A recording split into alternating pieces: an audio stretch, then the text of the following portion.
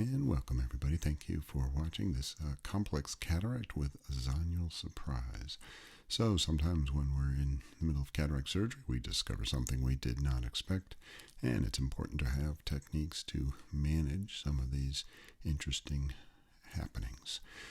I knew this was going to be a complex case, so this is my trypan sandwich. So I start with viscoelastic, then I add trypan, I paint it on. There's no air involved here, and then I blow it out with more viscoelastic. The reason to avoid air, especially in glaucoma eyes, is the sudden collapse of the air bubble can often cause choroidal expansion and other bad events. So painting it through and washing it out with the viscoelastic is my preferred route. I sped this area up here because there's nothing unusual about a rhexis with trypan aid.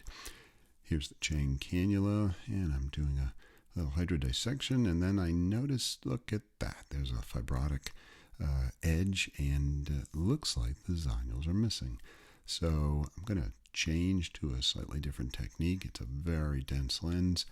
I fill with viscoelastic, and here's the wire snare, or the MyLoop, which is one of my favorite ways to help remove a very dense lens when I have weak zonules.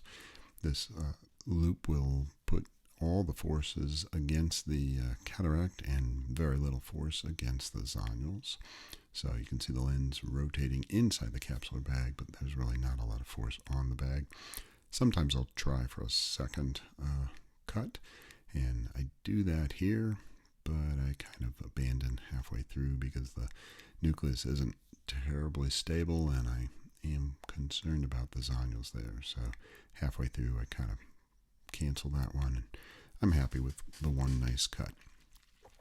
So now the lens is removed with standard phaco chop technique, and I'm going to skip through most of that because it's nothing unusual here. I'll show you the very beginning and the very end. So we get the rest of the cortex and nucleus out pretty much.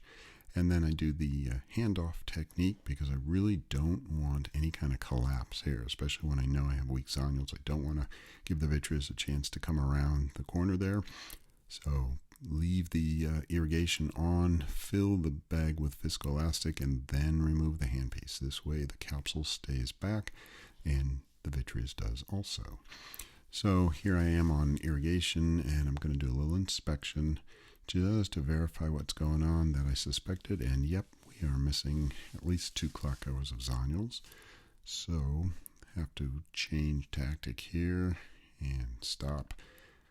Little inspection there as well to see the extent of this, and it's not too bad, but there are a couple clock hours missing. So with a little viscoelastic fill, here comes the capsule tension ring. And I prefer to use the injected technique, but there's nothing wrong with the forceps. I put it in away from the weak area so that it curls around, and the very last section to go in is where the zonule loss is. That way I try not to disrupt anything further than it already is. And when the lens goes in, this is where it's great to have these very slow unfolding acrylic lenses. Would not recommend anything that snaps out quickly. This gives a lot of control, so it goes in.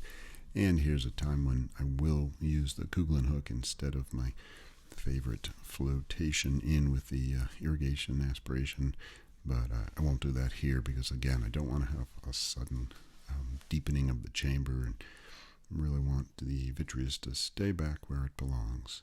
So after gently positioning the lens, I lower the bottle, which you can't really appreciate, and then notice the IOL is on the same axis as the missing zonules. So we have a capsule ring and we have a haptic, all supporting the zonules.